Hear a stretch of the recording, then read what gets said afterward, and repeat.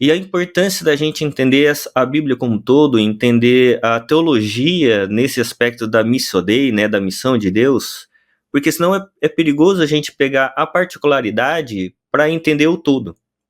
Ao invés da gente entender o todo e depois compreender a particularidade. Por exemplo, um grande problema na teologia da missão, não um grande problema, mas é um problema, é pegar, por exemplo, Êxodo como chave hermenêutica, né?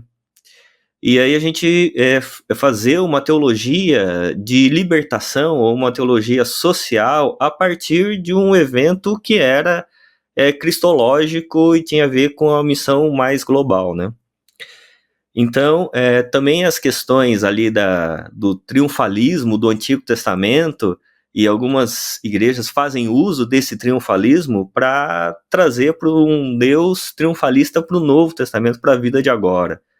Então, é importante a gente, entendendo essa missão universal, né, do reino de Deus, essa missão mais global, porque ao analisar o todo, a gente entende a parte.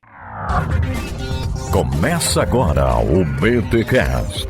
Teologia é nosso esporte. Muito bem. Começa mais um BTcast de número 572. Eu sou Rodrigo Bibo e a igreja não tem uma missão. Ela é uma missão. Ah, eu peguei a frase do Cacau. Não é que a frase não é essa, mano. A frase não é essa. A frase então corrija. Deus não deu uma missão para a igreja, Deus deu uma igreja para a sua missão. Boa. Christopher E você é quem? Eu não sou o Christopher Wright, eu sou o Cacau Marx, né? Mas... Olha aí, pronto. Meu nome é Fábio Ito e a missão é a parteira de toda a teologia. Olha aí, meus amigos, estou aqui com esses dois grandes homens de Deus, professores de teologia, Fábio Ito e Cacau Marx e Fábio Ito, gravando este BTcast. Fábio, primeira vez que você grava BTcast, certo? Já gravou Recado Paroquial, mas BTcast é a primeira vez. Primeira vez, privilégio estar aqui com vocês. Legal, e Cacau Marx já é velho da casa já. Galera, hoje estamos aqui com esse time então para falarmos sobre teologia bíblica da missão. Olha, eu ansiava por esse tema, gente. De verdade, porque o Cacau também é professor de missiologia. O Ito também. Fui. Agora fugiu da missão. A missão de ser professor. A missão de ser professor. Mas já lecionou e tal, e o Ito leciona essa disciplina, então falei, mano, que bom, juntou os dois para nós falarmos sobre teologia bíblica da missão. E é óbvio que esse aqui vai ser o primeiro episódio de outros que virão nessa temática. Tá bom, Fábio? Obrigado pela tua presença, então, aqui neste podcast. Benção demais, vamos junto aí. É nóis. Gente, mas antes, é claro, os recados paroquiais. E nos recados paroquiais essa semana, galera, é o seguinte, se você tem uma graduação, qualquer que seja, administração, terapia ocupacional, direito, medicina, qualquer graduação. Biologia marinha. Biologia marinha tá valendo também, senhor Cacau. Aliás, eu já gravei com um biólogo marinho aqui no BTcast. Acho que o cara mexe com golfinho e tal. Eu não lembro mais o nome do irmão, mas um abraço pro irmão que nada com os golfinhos. É muito legal. Mentira, nem sei se ele faz isso, mas... mas qualquer graduação, gente. Você pode ser qualquer graduação. E você, poxa, eu queria dar um plus aí no meu conhecimento bíblico, teológico, enfim, pensar um pouco mais teologicamente a vida. Bem, a FLAM tem pós-graduação e senhor Ito, né, que está aqui, coordenador da FLAM. Aliás, tu é o que da FLAM mesmo, Ito? Eu nunca sei se tu é o coordenador, diretor, dono, diretor-geral, apóstolo, diretor-geral. É isso, o apóstolo-geral, então, da FLAM, porque agora a FLAM é parceira aqui do Bibotal, que pensou em teologia, reconhecida pelo MEC, pós-graduação, reconhecida pelo MEC, 100% EAD é com a FLAM agora. E aí, Ito, explica pra nós aí qual é o plano e quais são as pós-graduações que a FLAM possui atualmente e está disponibilizando agora as inscrições pra galera. Nós temos duas pós-graduações funcionando, uma em teologia e ministério, que funciona no polo de São Bernardo do Campo, e teologia pastoral, que funciona no polo de Mogi das Cruzes. Nós temos outras que nós vamos começar, como teologia e arte, igreja com a cidade, né, lá no polo de Guarulhos, da Casa da Rocha. Mas nós temos essas duas funcionando por enquanto, teologia e ministério, que tem a ver como a gente materializa a compreensão teológica nos diferentes ministérios da igreja, e teologia pastoral, focado mais na pastoralidade. Legal. E elas, você falou em polos, mas elas funcionam também 100% EAD, é isso? Exatamente. Todas as aulas, elas são gravadas e elas são disponibilizadas posteriormente para que as pessoas possam acessar no EAD. Importante também dizer que essas pós-graduações, elas são construídas junto com a igreja. Ela não é só uma construção teórica daquilo que a gente pensa sobre ministério ou pastoralidade.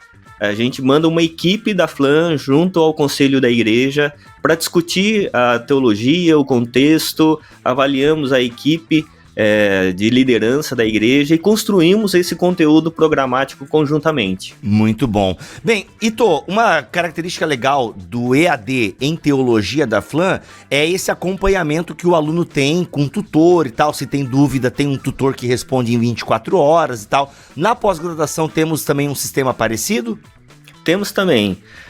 Você vai entrar na nossa plataforma, você vai assistir às aulas e o professor que deu a aula, ele vai também responder todos os questionamentos, perguntas. Como é uma pós-graduação com reconhecimento do MEC, vai ter também ali avaliações, leitura dirigida, então tudo isso vai ser coordenado aí pelo professor que é o responsável pela matéria. Legal, então são 2 pós-graduações atualmente em funcionamento, tem outras já previstas, mas atualmente então é Teologia e Ministério, pensando o Ministério da Igreja, e Teologia e Ministério Pastoral, focando mais na questão pastoral. Muito bom. Gente, é isso. Quer fazer uma pós-graduação, se identificou com algum tema, ou está pensando já naquela sobre arte e tal? Bem, fica de olho no site da FLAM, siga também a FLAM nas redes sociais, e olha só, vai estudar em algum dos cursos aí da FLAM, coloca lá que foi indicação do Bibotalk que você ganha a matrícula, tá bom? E ajuda a gente a fazer moral com o patrocinador aí. É isso, gente. Teologia reconhecida pelo MEC, pós-graduação reconhecida pelo MEC é com a FLAM, a Faculdade Latino-Americana, beleza? Então, Ito, galera vai te procurar aí, hein? Ó, tem o e-mail, tá aqui também o e-mail na descrição deste podcast, tem o @ também da internet, mas entra lá no site, tem tudo para as informações, o site também tá aqui na descrição, tá bom? Simbora para esse episódio. Meus amigos, vamos lá, teologia bíblica da missão. A primeira pergunta que eu vou fazer para vocês é essa, né? Por que esse teologia bíblica da missão, né? A Bíblia, o Antigo Testamento fala de missão porque a gente pensa muito missão a partir do ID de Jesus, né? Vão pelo mundo e façam alunos e tal de todas as nações. Mas como que a gente, né? A gente fala teologia bíblica, logo se pensa a Bíblia como um todo. Então a primeira pergunta que eu faria para vocês é tipo missão no Antigo Testamento, né? Como entender? Porque se não tinha Jesus, a gente vai anunciar o quê? Qual é o anúncio aí do Antigo Testamento e por que a gente fala em teologia bíblica da missão? Bom, teologia bíblica da missão porque, primeiramente, quem está em missão é Deus. E Deus se revela a partir do todo da Escritura. Então, quando a gente fala sobre teologia bíblica da missão, a gente pensa sempre na maneira como Deus se revelou na criação, como que as coisas foram deturpadas na queda, qual foi o processo redentivo até chegarmos à consumação. Interessante a gente pensar no Antigo Testamento e como que tudo foi se desenvolvendo no Antigo Testamento em termos missiológicos, porque às vezes a gente pensa que a missão no Antigo Testamento está focada somente na nação de Israel, né? E ao contrário, toda a missão no Antigo Testamento ela está focada nos confins dos povos em toda a terra. Deus está interessado na redenção de todo o cosmos, não só nas pessoas, mas em todas as estruturas criacionais.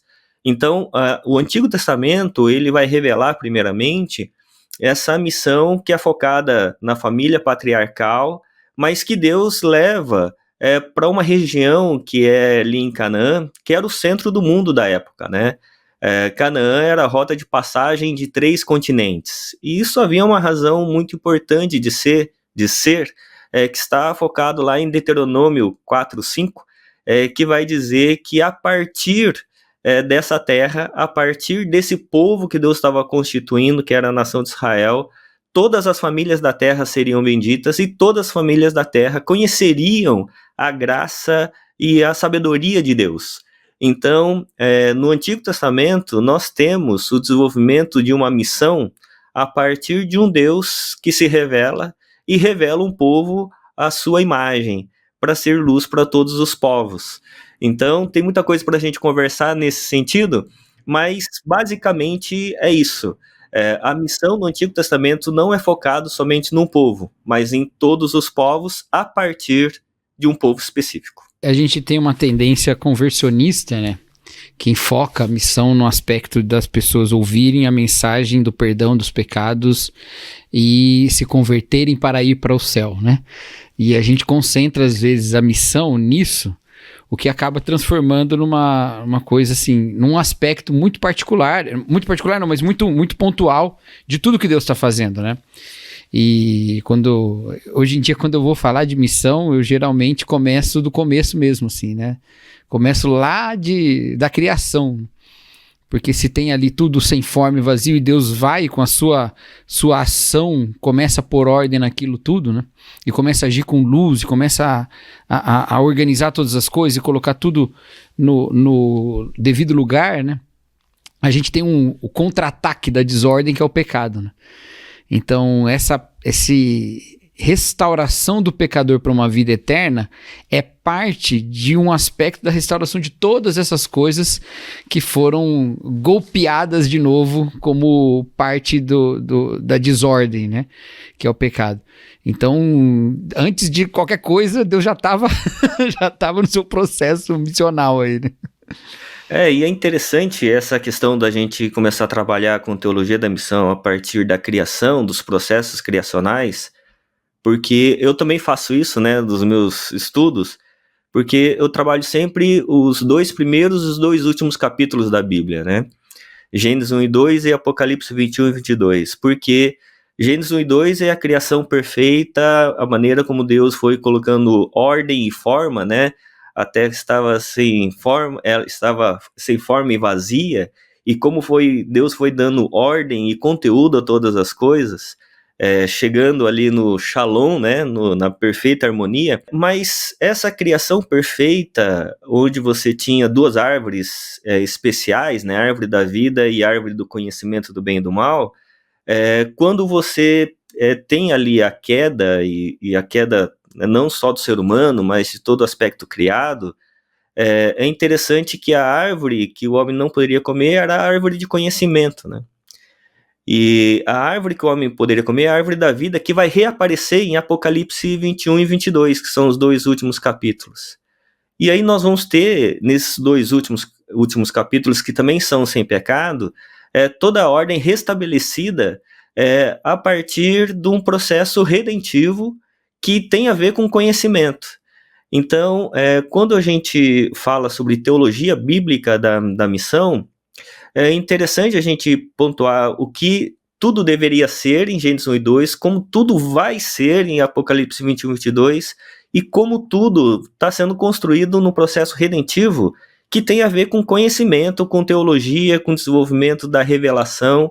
Então, o grande campo, né, de batalha, vamos dizer assim, tem a ver com a árvore do conhecimento do bem e do mal. Que a partir da queda veio à tona esse conhecimento do mal, da queda, mas um Deus de amor, de revelação, vem trazer para nós o verdadeiro conhecimento restaurador. Não só do aspecto soterológico, salvífico, mas do aspecto também integral da existência e de todas as esferas criadas, né? Muito legal. Gente, vocês falando sobre isso em relação ao Antigo Testamento e essa ideia, né, de um povo e pensando nos demais povos, né? Ou seja, o próprio chamado de Abraão, em ti serão benditas todas as famílias da terra e tal. Mas quando a gente olha o Antigo Testamento, pelo menos assim, nessa olhada superficial, parece que o povo, tipo... Eu lembro daquele vídeo do Porta dos Fundos, né? Me vem aí, what it means. O meu povo lá na terra tá meio devagar, né? É como se Deus olhasse para Israel naquele tempo. O povo lá tá meio devagar, assim, no anúncio aí das boas novas e tal.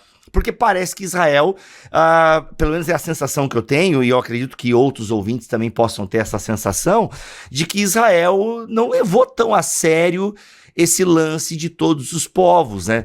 Parece que essa leitura que vocês estão fazendo já é talvez um pouco posterior e mais pensada teologicamente, porque o povo em si, os descendentes diretos de Abraão, estavam muito preocupados em ter terra, matar gente e né, enfim, e fazer um reino para si, né? Onde a minha leitura parece estar equivocada aqui? É interessante porque quando você lê o todo, né, você começa a ter uma compreensão melhor desse Deus que está em missão, né? Quando você lê particularmente, você fica com essa impressão, falou assim, mas onde está a missão aqui, né? É interessante que o Antigo Testamento ele começa e termina com 400 anos de silêncio. E é interessante porque quando você tem ali Gênesis 12, o chamado de Deus a Abraão, que é uma resposta à Torre de Babel, né?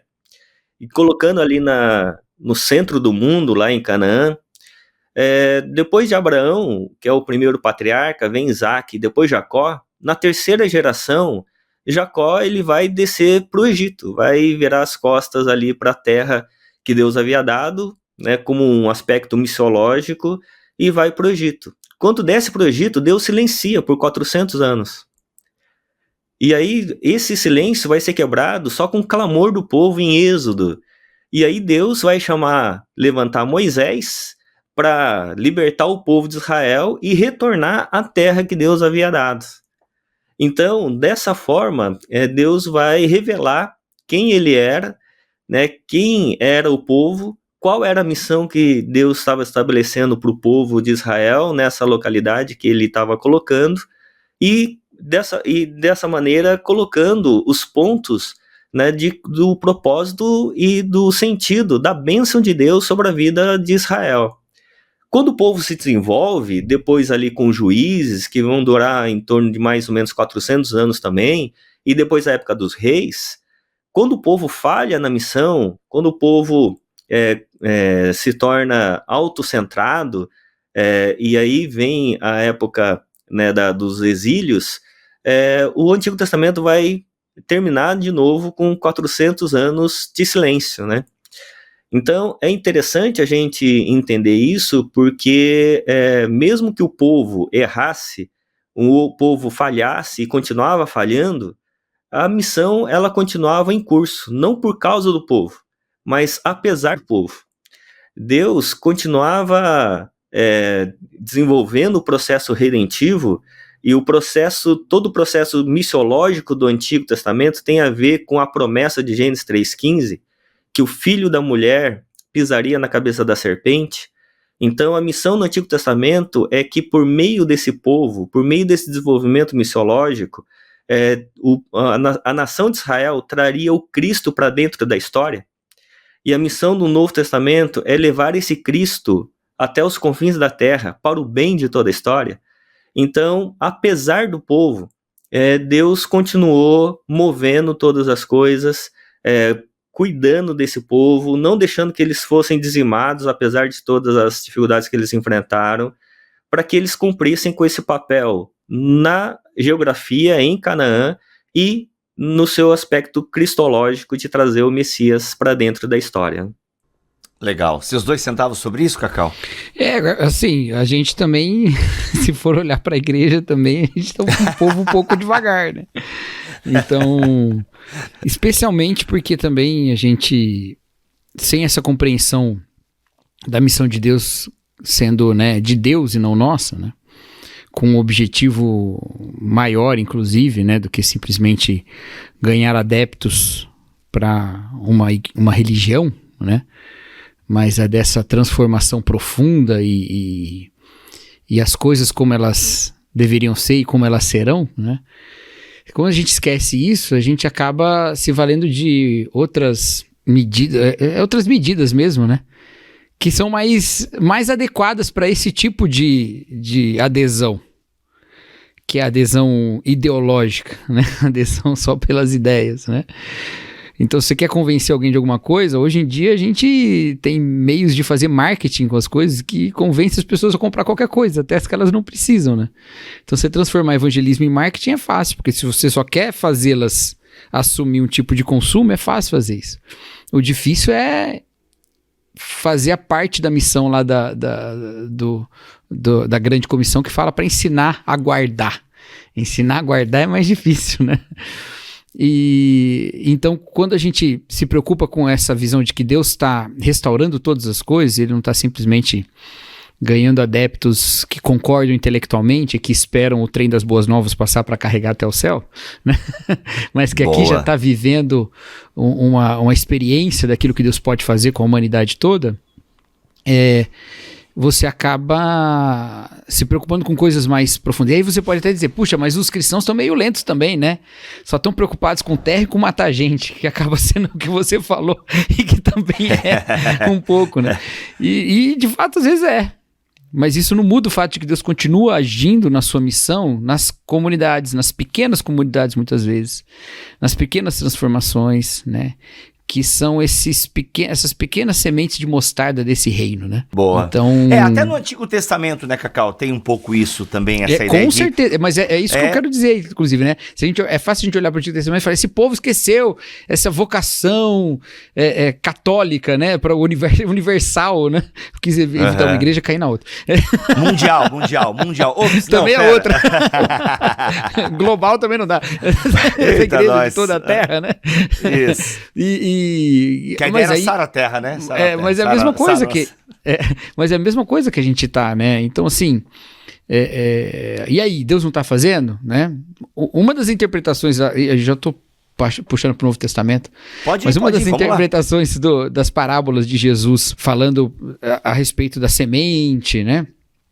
Do semeador, da semente de mostarda, essas parábolas, uma das interpretações é que Jesus estava tentando explicar para aquelas pessoas por que você não via o reino rompendo com a glória que se esperava, já que o dia do Senhor era um dia de... Né, por que você não vê isso? E Jesus está falando, não, a coisa está acontecendo dentro desse potencial invisível, mas que tem o seu momento de frutificar, né? Então a mesma coisa continua, esse mesmo poder continua agindo agora, mesmo quando a gente não vê, né, ou quando a gente se decepciona muito com essa expressão mais explícita e pública da cristandade, né, que às vezes nos decepciona tanto, né?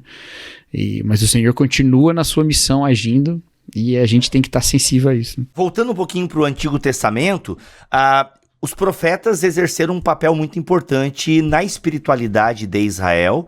E a gente consegue ver esses traços missionários nos profetas, a gente consegue pensar alguma coisa aí do período profético. Eu já fui pros profetas, né? Porque não dá pra gente... Eu imagino que na disciplina de vocês tem missão no Pentateuco, missão em tudo ali, no Hexateuco e tal. Mas pegando um pouquinho esse corpo importante aí da espiritualidade de Israel, o papel dos profetas passa por esse lance missionário? Passa bastante, mas antes de responder sobre os profetas, queria só falar um pouco sobre essa questão que o Cacau estava colocando e a importância da gente entender a Bíblia como um todo, entender a teologia nesse aspecto da Missio Dei, né, da missão de Deus, porque senão é perigoso a gente pegar a particularidade para entender o todo, ao invés da gente entender o todo e depois compreender a particularidade. Por exemplo, um grande problema na teologia da missão, não um grande problema, mas é um problema, é pegar, por exemplo, Êxodo como chave hermenêutica, né? E aí a gente fazer uma teologia de libertação ou uma teologia social a partir de um evento que era cristológico e tinha a ver com a missão mais global, né? Então, também as questões ali do triunfalismo do Antigo Testamento, e algumas igrejas fazem uso desse triunfalismo para trazer para um Deus triunfalista para o Novo Testamento, para a vida de agora. Então, é importante a gente, entendendo essa missão universal, né, do reino de Deus, essa missão mais global, porque ao analisar o todo, a gente entende a parte. Agora, vindo para a parte, no aspecto profético, É interessante porque quando a gente analisa os profetas, o profeta não era para adivinhar o futuro, né?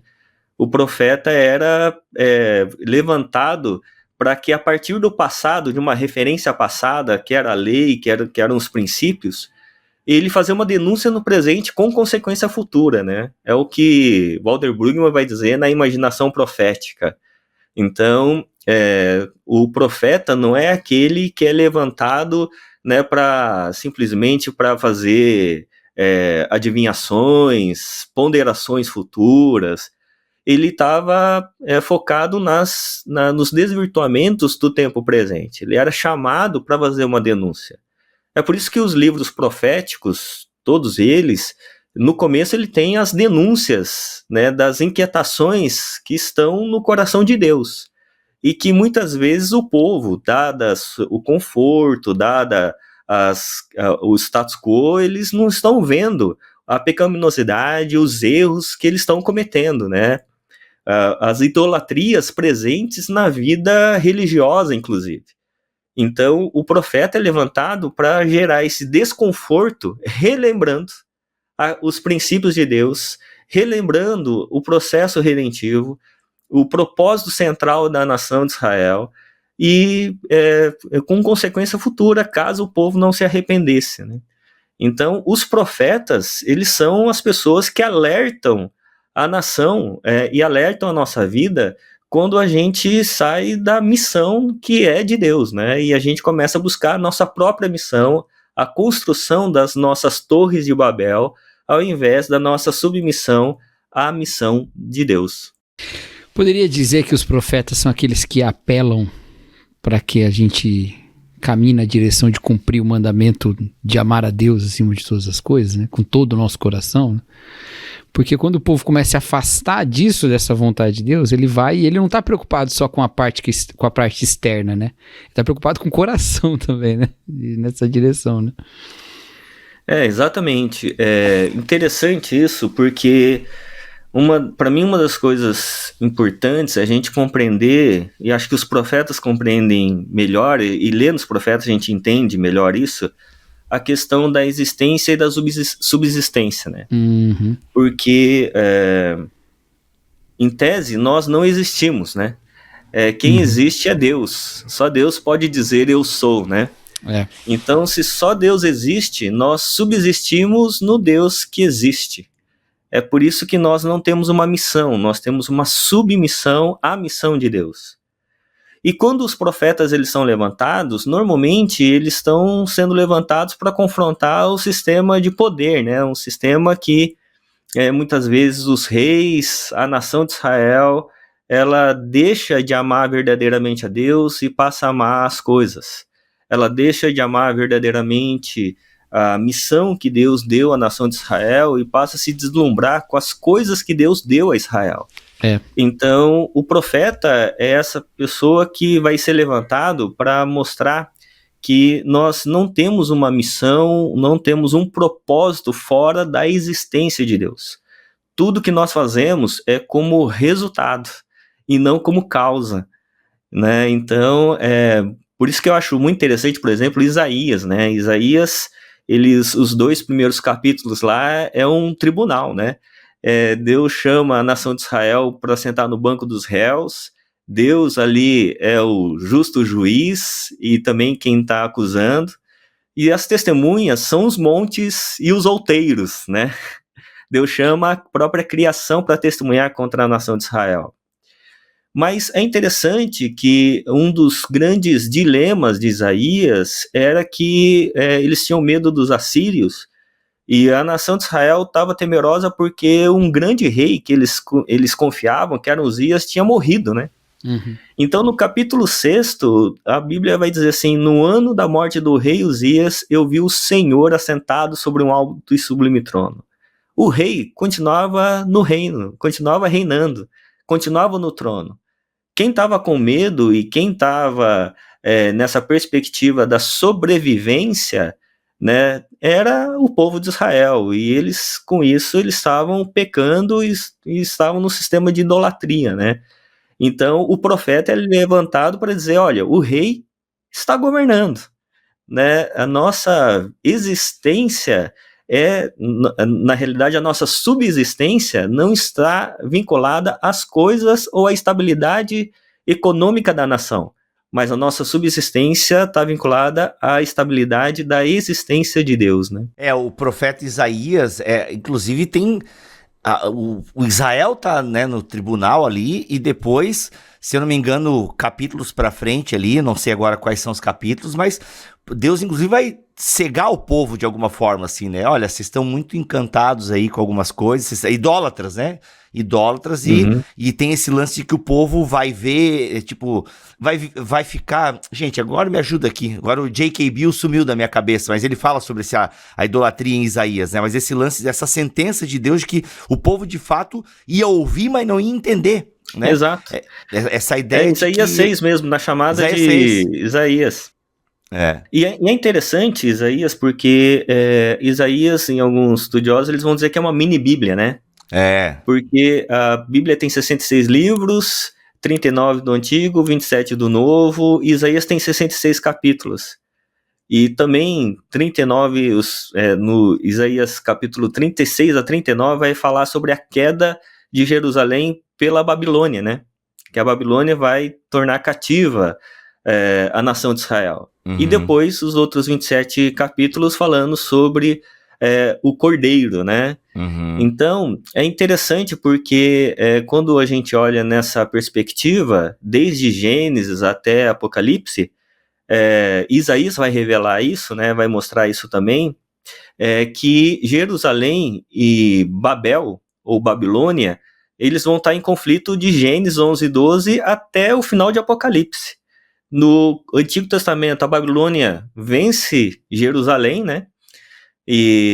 Mas no Novo Testamento, a Babilônia cai em Apocalipse 18, e ali Babilônia não é um espaço geográfico, não é uma cidade. Babilônia ali é um estilo de vida, e a Nova Jerusalém desce em Apocalipse 21. Muito bom. Bem, falamos um pouquinho dos profetas, como é que termina, né, esse lance de missão no Antigo Testamento, né? O André Heinck sempre gosta de dizer aqui nos programas que o Antigo Testamento termina com um gosto meio amargo, né? Ele até brinca. Gente, eu não sei como é que o pessoal usa Neemias para falar sobre plantação de igreja, meu Deus.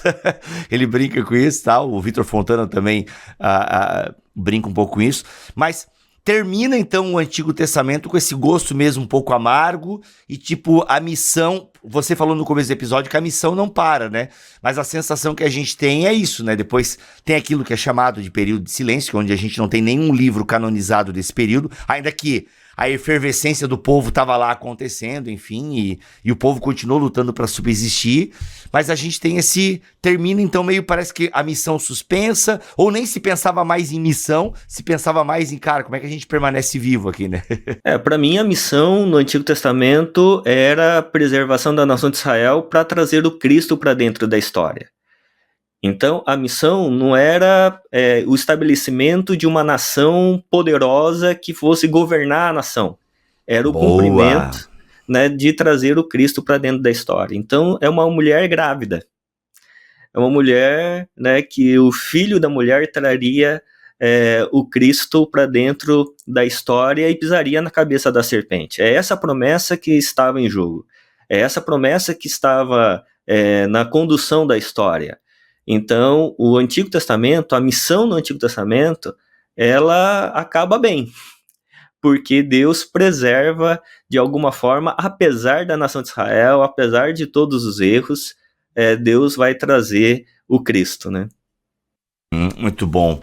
E aí, Cacau, entramos no Novo Testamento, então, onde parece ser um pouco mais comum para nós, né, a ideia da missão, justamente por conta do envio do filho e tal. Como é que Aliás, gente, um parênteses aqui. A gente utiliza o termo missão, mas ele não é um termo bíblico, né? O termo missão em si surge, sei lá, século XVI, XVII, alguém me lembra aí, não? Com os jesuítas, não é isso? Agora o Bosch, cadê o Bosch? Cadê o Bosch na minha cabeça aqui? Mas é um termo novo, é um termo novo, né? Ou a missão de Deus, ele vem com Calbart, né? Calbart. Não, mas eu digo o termo missão para essa tarefa da igreja das missões, né? Das missões. Sim, isso é com os jesuítas, né? Que eu me lembre, eu não me lembro de uso antes disso mesmo, não. Não, Talvez cara, tenha, eu mas lembro eu não tô lembrado, não. eu li isso uma vez, eu também nunca chequei a veracidade dessa fonte, mas eu li que o termo missão estava ligado, é um termo de guerra mesmo, né, de missão de guerra e paz, obviamente, depende do ponto de vista, e ele, então, foi apropriado pelos jesuítas para trazer essa ideia de levar a paz de Deus, levar a missão de Deus. Lembro de alguma coisa assim, se você leu recentemente aí alguma outra fonte, coloque nos comentários, lembrando que este BTcast, você que está ouvindo aí no Spotify, Deezer ou outro app, ele agora é em vídeo lá no YouTube, beleza? Então você pode ir no YouTube assistir este BTcast. Mas e aí, missão então, no Novo Testamento, Jesus Cristo, como é que a gente amarra então todo esse lance que o Ito já trouxe para nós? Muito legal, então a missão no Antigo Testamento é preservar o povo, porque a salvação vem dos judeus, né? E aí, como é que a gente desenrola a partir disso então, Cacau? Então, aí vem essa expectativa, o que estava se esperando vem, né? Brilha a luz, né? Conforme falava o profeta, né? Sobre o povo que estava em trevas veio a luz, né? Que é o texto que Marcos usa para falar quando Jesus entra em Cafarnaum, né? E então essa expectativa, né? Da luz que vem, eu faço a relação sempre de João 1 com Gênesis 1, né? Tem um mundo novo sendo feito em Jesus, porque aquele mundo feito por Deus, ou melhor, restaurado, né? Não está sendo feito, está sendo restaurado, porque aquele mundo foi marcado pelo pecado, né? Então, em Jesus, essa esperança toda. Tem uma cena muito bonita no nascimento de Jesus, que é quando acontece o cântico, né? Lá de Simeão, né? Nossa, o nome agora me fugiu, né? Que ele se aproxima de Jesus e ele fala, os meus olhos viram e é a esperança dos gentios, né? Meus olhos viram, agora o Senhor pode me despedir em paz, né? Então tem essa expectativa que está lá atrás que se concretiza em Jesus. A gente não vê muito isso, né? Às vezes a gente olha Jesus, comemora o Natal, é o presente de Deus para nós e tal. Mas não, toda aquela expectativa do reino de Deus, do Deus que colocaria todas as coisas no lugar, né? Ele vem cumprida em Jesus agora, né? Então, por isso que tem essa alegria agora expressa no Cântico de Simeão e manifestada ali. A mesma coisa no Cântico de Maria, né? Quando ela fala, olha, o Senhor, né? Colocou, atentou para sua serva e ele está exaltando os humildes, né? E está vencendo os poderosos, né? Então essa expectativa do reino de Deus, que não era uma expectativa meramente de que agora a gente pode ir para o céu, né? É uma expectativa de que aquelas promessas todas das coisas que a gente ansiava tanto, agora elas estão se concretizando, né? Que alguma coisa que já aparece de outras maneiras no Antigo Testamento, entende? Então, assim, não sei o que o Fábio pensa disso, mas assim, o nascimento dos filhos de Adão e Eva depois que eles são expulsos do paraíso. É problema, porque eles vão ser especialmente o mais velho, né? Mas tem uma esperança ali, né? É o descer da arca, né?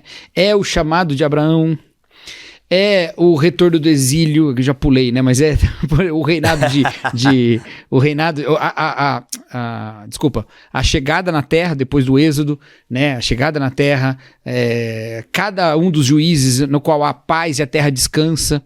E aí depois você tem o exílio, você tem o rei Davi, né, como uma concretização de uma esperança. Depois você tem o retorno do exílio. Tudo isso, essas esperanças de que agora vai. E Jesus vem coroando isso como sendo, de fato, aquela última esperança que vem para concretizar todas as coisas. A gente não espera mais nada além disso.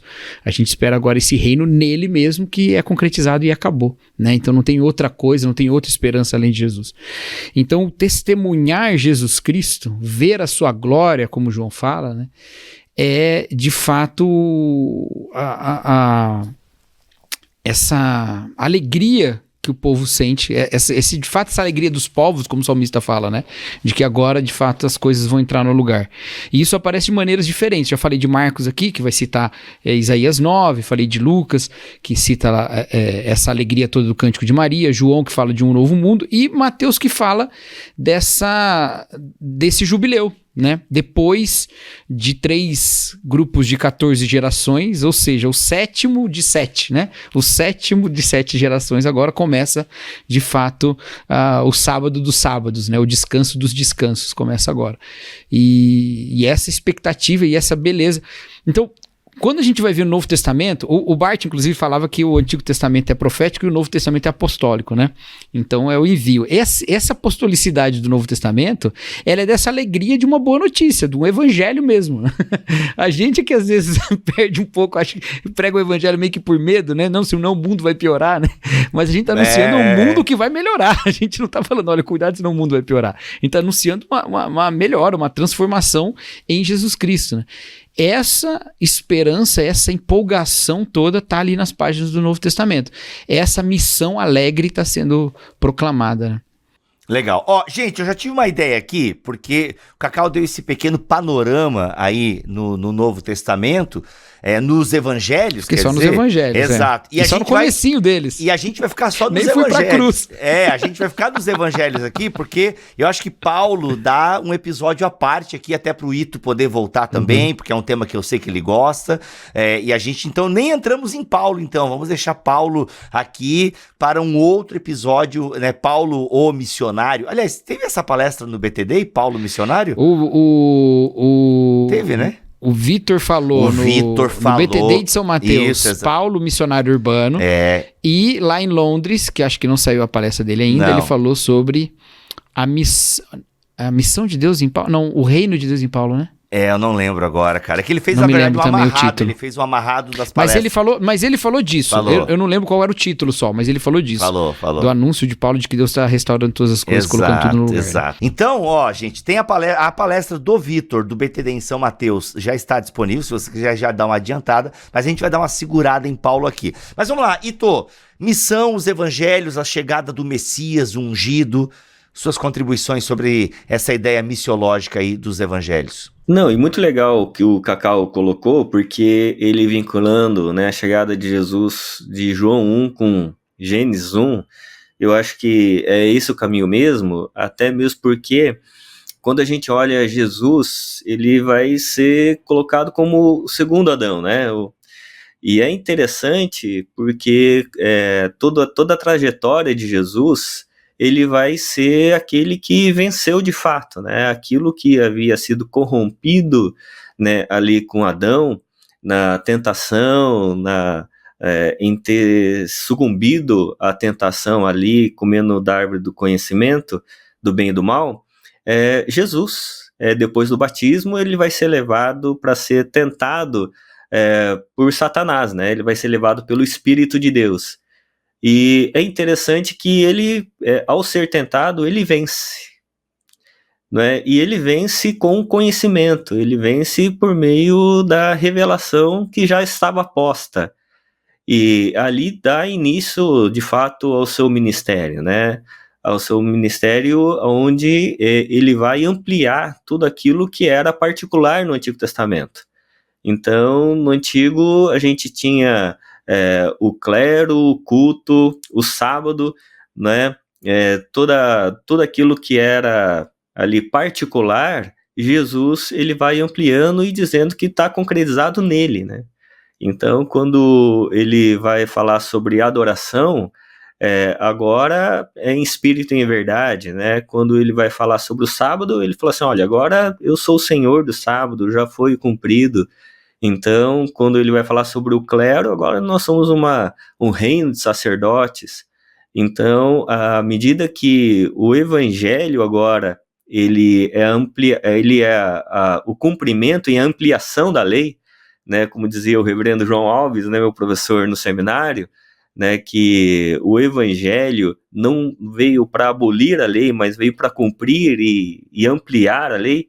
Então, agora, em Jesus Cristo, tudo aquilo que era uma esperança, ali, chaves de esperança, como o Cacau colocou, agora se torna realidade, encarnada em Jesus Cristo. E é interessante porque quando você vai lendo o Evangelho de João, no capítulo 6, por exemplo, ele vai mostrando a sua missão, ele vai dizer que Deus, ao longo de todo o Antigo Testamento, Deus está preparando uma mesa. E ele vai preparando essa mesa para servir um cordeiro. E ele é o que Deus está servindo e chamando toda a humanidade para comer da sua carne e beber do seu sangue. E ao nós compreendermos a encarnação de um Deus vivo que se entregou por nós e comermos da sua carne, bebermos do seu sangue, nós teremos vida. Porque agora nós compreenderemos que o eterno se materializou temporalmente, se ofereceu temporalmente para que a gente compreendesse a nossa finitude e a nossa total subsistência de um Deus eterno, e ao comermos e crermos nesse sacrifício, então nós nos tornássemos eternos e tivéssemos essa compreensão de que a existência está para lá ou para além, né, daquilo que é visível. Então, quem faz essa transição de uma esperança temporal de um filho que vem para uma esperança transcendente de um filho que agora é eterno, e nós também o somos porque estamos nele, esse é Jesus Cristo, né? Caramba, muito bom. Eu tava pensando aqui agora, né? Aí eu volto para a mesma pergunta, ou pelo menos muito parecida, com a que eu fiz lá do Antigo Testamento. Porque se a gente lê os evangelhos, pelo menos na memória que eu tenho, dá uma sensação de que os discípulos demoraram um pouquinho para entender isso, né? A gente tem ali todo o ministério de Jesus e parece que os discípulos ainda pensando em poder, quem vai sentar à direita, quem vai sentar à esquerda. Qual é a chave, qual é o ponto de virada onde, mano, não é sobre nós, não é sobre destruir Roma, tirar Roma do poder, não é sobre sentar no trono. Quando é que tem essa, na opinião de vocês, que os discípulos... Porque agora... Beleza, no povo de Israel teve aquele lance de, não, preservar o povo porque dele viria o Messias. Agora não, já veio o Messias, a esperança concretizada, Deus em carne e osso, mas os discípulos parecem demorar a entender isso, né? Na opinião de vocês, qual que é então essa chave, essa virada, né? Porque a gente está aqui hoje, né, falando de teologia cristã, porque os discípulos cumpriram o ID, né? Qual que seria esse ponto de virada aí? Porque ao longo dos evangelhos eles parecem não estar entendendo muito o que Jesus veio fazer, né? Na minha opinião, até no final do evangelho eles ainda também não entenderam. Porque você vai ter lá no final de Mateus 28, depois da ressurreição, que ele vai aparecer para alguns, e o texto vai dizer que alguns ainda duvidaram, né? Que alguns ainda duvidavam depois de Jesus ressurreto, né? E andando 40 dias com ele, né? E aí vai ter a declaração famosa de Mateus 28, os versos 18 a 20, né? Portanto, vão e façam discípulos. Então, eu acho que continua a mesma coisa. Os discípulos não entenderam, nem todos. Quando você vai ter Atos, também nem todos vão entender a questão da missão para todos os povos, tanto que vai ter que fazer o concílio em Jerusalém, no capítulo 15 de Atos, e essa questão, ela continua até hoje, né? Então, eu creio que entender a missão, essa submissão a Deus do Evangelho, não são todas as pessoas que vão entender, mas cabe a nós continuar pregando esse Cristo, esse Jesus, né, que vem para materializar a graça, o amor de Deus, mesmo que nem todos entendam, né? Por isso que quando a gente olha para a igreja, nem todos ainda entendem. E eu acho isso normal, porque quando a gente lê ao longo de toda a Bíblia, tanto no Antigo quanto no Novo Testamento, aqueles que andaram com Jesus também não entenderam. Muito legal mesmo. Quando eu fiz a pergunta, eu pensei na ressurreição, né? Seria a ressurreição esse ponto de virada? Mano, tipo... Né? Porque Pedro vai falar da ressurreição como a causa da nossa regeneração e tal. Seria a ressurreição esse combustível, né? Esse acender o pavio né? Tipo... Porque eu não sei quem é que fala isso, né? Mas não sei se é o Wright explicando um pouco da ressurreição. Mano, como é que tu explica uma galera temerosa, duvidosa, que de repente, né? Como é que você explica Pedro o Pedro nos evangelhos e Pedro em Atos capítulo 4, por exemplo, né? Desafiando as autoridades. Ó, vocês não podem mais pregar aí, olha. Importa obedecer a Deus e não os homens. Tipo, mano, o cara que sai correndo, né? Que pega a espada, que sai correndo, enfim. Seria essa minha leitura, será que vale dentro desse contexto de impulso para a missão, a ressurreição ser tipo, ó, tá aí o fogo. E claro, e a descida do Espírito Santo, né? Mas isso aí a gente fala de missões em Atos. Para mim, sem dúvida, a ressurreição ela é o ponto-chave mesmo, até para a gente entender a questão cósmica, a questão para além da nossa pessoalidade e para além da questão da missão da igreja, mas de uma maneira cosmológica mesmo. Por quê?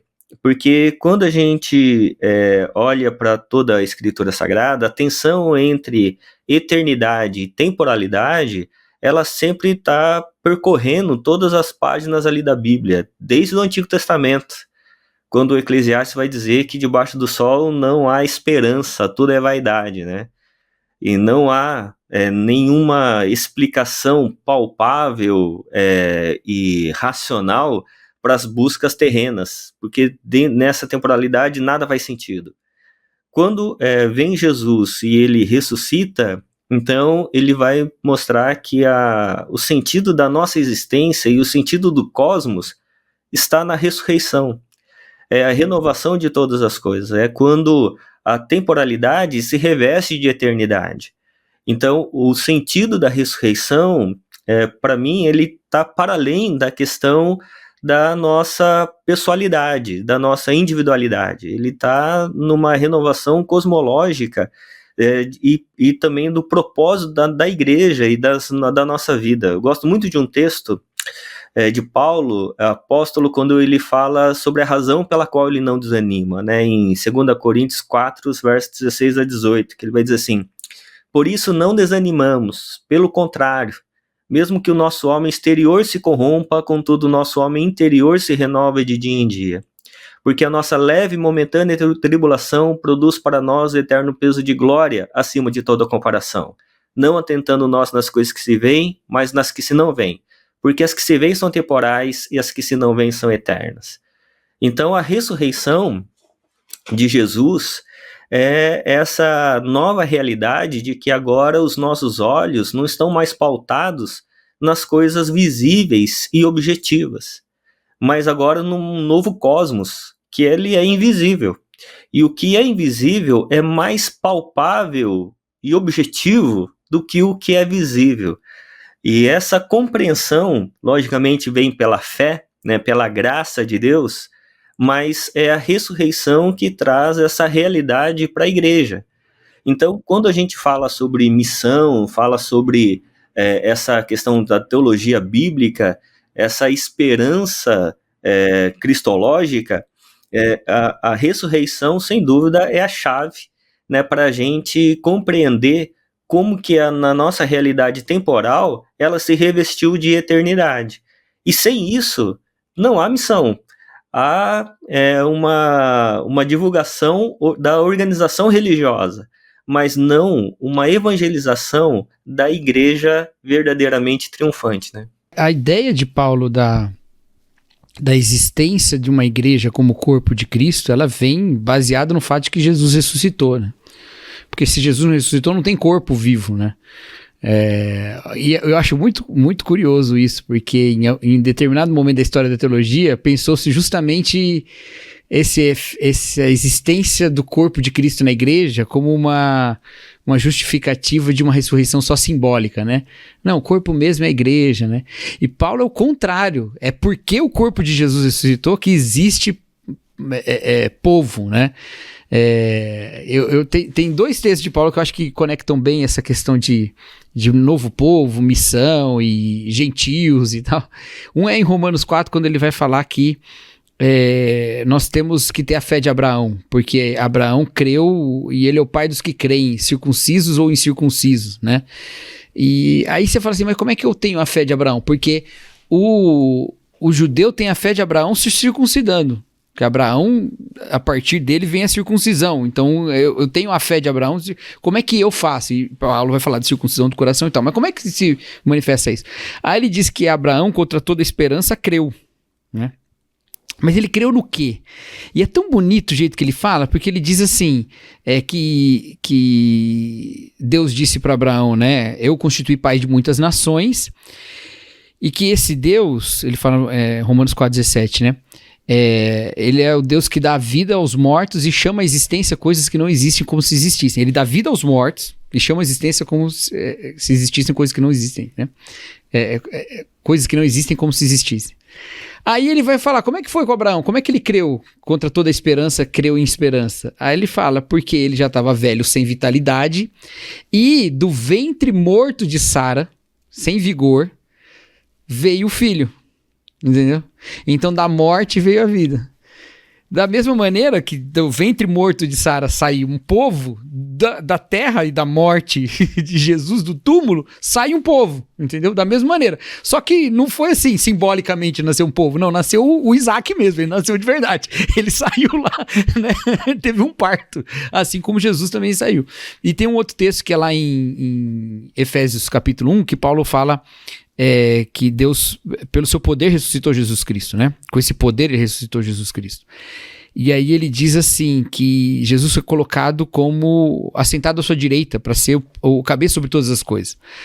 Aí ele termina dizendo assim, para ser o cabeça sobre todas as coisas, e aí tem uma questãozinha de tradução, cada Bíblia traduz de um jeito um pouquinho diferente, mas eu gosto dessa, não sei se o Fábio tem problema com ela, mas eu gosto. E para que ele seja cabeça sobre todas as coisas, o deu à igreja, que é o seu corpo, né? A plenitude daquele que enche todas as coisas. Eu acho lindo isso, né? É o enchimento de quem enche todas as coisas, ou a plenitude daquilo que faz tudo pleno, né? Cristo é o primeiro sobre todas as coisas, mas as coisas ainda serão colocadas debaixo dos seus pés. Então, enquanto elas ainda estão sendo colocadas debaixo dos seus pés, para que isso chegue a acontecer, ele é dado como cabeça do corpo, que é a igreja. E aí a igreja, tomada por Jesus, enche o mundo de Jesus. E isso é missão, pô. Isso é missão. Caramba, é a proclamação da submissão de todas as coisas de Jesus Cristo. É por isso que a grande comissão não começa com o id, começa com toda a autoridade me foi dada no céu e na terra. Começa com submeter todas as coisas à autoridade dele. A gente é esse povo que tem que estar totalmente submetido à autoridade dele. E aí que tem um problema, porque às vezes a gente acha que evangelização é submeter as pessoas a outra autoridade. A da igreja, a da nossa mentalidade, ou de qualquer outra coisa que a gente acha que é importante. Quando, na verdade, a gente deveria estar tão comovido pelo reino de Jesus, assim como os evangelistas estavam, tão tocados por essa realidade que agora de fato veio, que a gente se quebranta submetido à autoridade dele, e aí, submisso a essa missão, a gente proclama para que outros venham também e se submetam a esse rei, que é como aquele da parábola, né? Que para receber um reino foi, mas volta, né? Então é isso. Muito bom. E é interessante, dentro dessa perspectiva, porque quando o texto de Efésios diz ali, né, que Deus o deu à igreja para submeter todas as coisas, a missão e levar essa redenção para todas as esferas não tem a ver só com um aspecto soteriológico da pessoalidade, né? Perfeito. Tem a ver com, à medida que nós somos redimidos, também nos tornamos redentores, né, de todas as esferas criacionais, né, de toda a estrutura caída. Então, a nossa missão não se resume à igreja que nós vamos cultuar no domingo, mas a maneira como nós traduzimos e materializamos as virtudes de Deus a partir da redenção em toda a nossa vocação, em tudo aquilo que nós fazemos. Então, a missão de Deus está para além do aspecto religioso. Entendermos que nós somos essa igreja ressurreta agora, a partir do Cristo, e aonde Deus nos coloca, nós estamos para proclamar o evangelho, para redimir pessoas, mas também sermos instrumentos de redenção das estruturas pecaminosas, caídas, Exatamente. né? E aí isso aqui daria um programa inteiro. Não, porque se a gente vai lá pro final só pra grande comissão, parece que é só anunciar, né? E lá nem tá falando só de anunciar. Tem que ensinar a guardar, tem que batizar, que tudo era uma estrutura comunitária, né? Mas se você volta um pouquinho no mesmo livro de Mateus e vai lá pro Sermão do Monte, ele fala que as pessoas vão glorificar quando vê a forma como eles vivem, né? E glorificarão o Pai que está no céu. Quando eles verem as suas obras, né? Que é um eco daquele texto de Deuteronômio que você falou, né? Lá do capítulo 4 de Deuteronômio, que os outros povos, vendo aquela nação, vão glorificar a Deus, né? Então, de fato, a missão tem que tocar toda a nossa vida, não só como um tipo de proclamação de uma argumentação nos nossos lábios, mas em estilo de vida. Eu repito que eu acho que eu já disse aqui no BTcast, se eu não disse, o Bibo sabe quando eu disse, porque ele volta e meia me fala dessa citação, mas aquilo que aquela ideia do Stanley Hauerwas que eu acho maravilhosa, né, que a igreja deve mostrar para o mundo o que Deus pode fazer com uma comunidade, né? O que é uma comunidade sob o reino de Deus, né? Então, ao ponto de que a gente querer que Deus reine sobre tudo e deixar a nossa rebeldia, né? Muito bom. Gente, olha, sensacional, sensacional.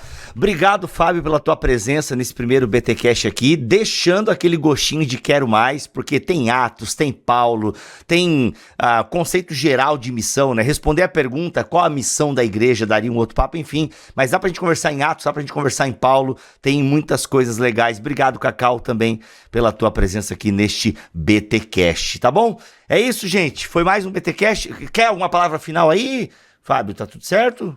Não, só agradecer mesmo e dizer que a missão de Deus é o propósito e o sentido da nossa submissão, que a gente possa compreender essa submissão ao Senhor e entendendo que a nossa fé cristã, ela é totalmente e deve ser totalmente submissa ao Senhor.